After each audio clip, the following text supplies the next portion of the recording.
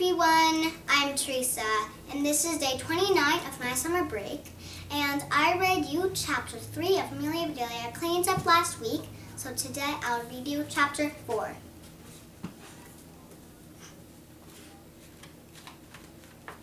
Chapter 4, One Man's Trash.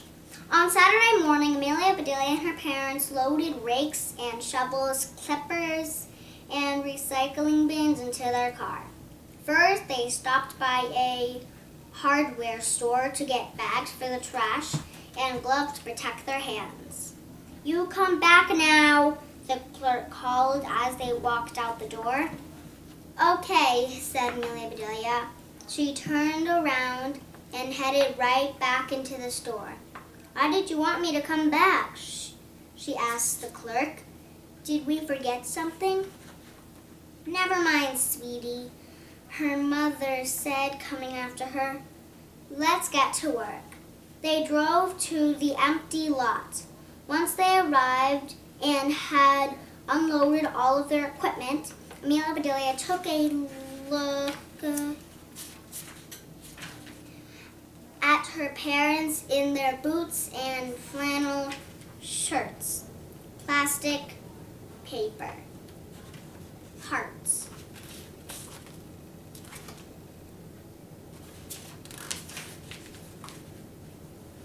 Her dad was wearing a hat. Her mom had a bandana around her neck. Amelia Bedelia looked at herself. She had a flannel shirt and hat.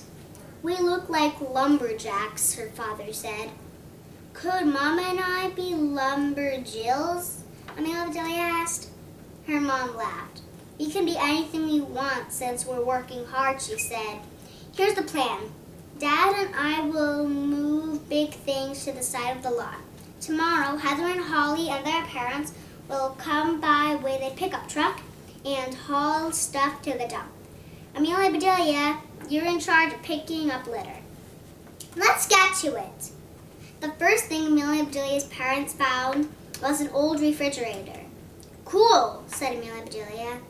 "Not so cool," said her father as he staggered past her with it. Sweat was dripping down his face. Amelia Bedelia picked up clumps of newspapers, sneakers without laces, and empty cans and bottles. She stuffed the trash into bags and dumped the paper in one recycling bin and the bottles and cans in another. "I'll take that," said her father, reaching out through the broken screen of an old TV and grabbing one of her cans. "I'm glad you brought this in today. How long has it been in your family?" Amelia Bedelia knew he was pretending to be on his favorite TV show, the one where people brought in junk from the attic and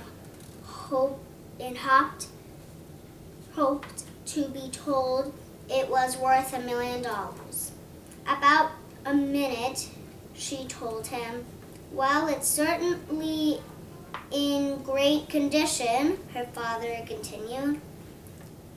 "It still has the label. Will you read it for our audience, please?" "Grape juice," read Amelia Bedelia. "Right you are," her father said. "This is a spectacular squashed grape juice can. It's priceless. Congratulations! Get the lead out, you two," called Amelia Bedelia's mother. "Oh no, did you find some lead?" Amelia Bedelia asked. "She means keep working," explained her father. "We're not done." Her parents cleared away a smelly mattress, a bookcase warped from the rain. Amelia Bedelia found tires, a lot of tires, at least 12 of them. "I'm tired of tires," she sighed.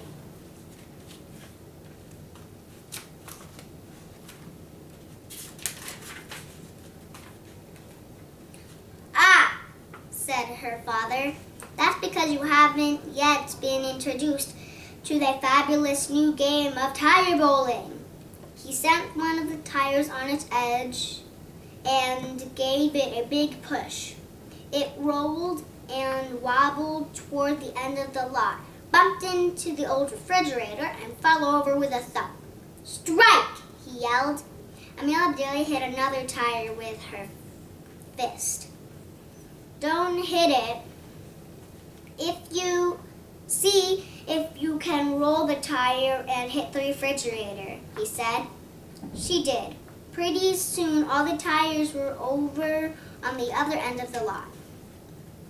"Wow, look at that pile of junk," he said. "This lot has everything but the kitchen sink." "Dad, what's this?" called Amelia Bedelia. She was poking a stick at something behind a scrubby bush. "Never mind," said her father, coming to look over his shoulder.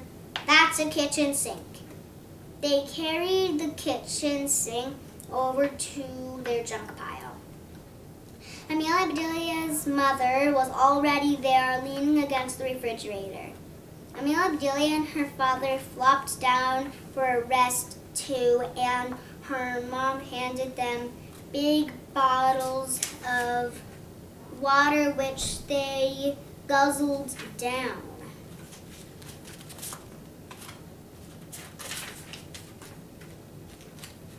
"I think that's enough for one day," Amelia Bedelia's mom said. They loaded the bags of trash and the recycling bins into their car and got ready to go. Amelia Bedelia ran back to give the oak tree a hug and a pat. "We'll be back soon," she whispered to it. She was facing a spooky old house next to the lot, and she thought she saw movement in one of the windows. A curtain fluttered as if somebody had lifted it and then dropped it again. Was somebody at home, and was that person watching them?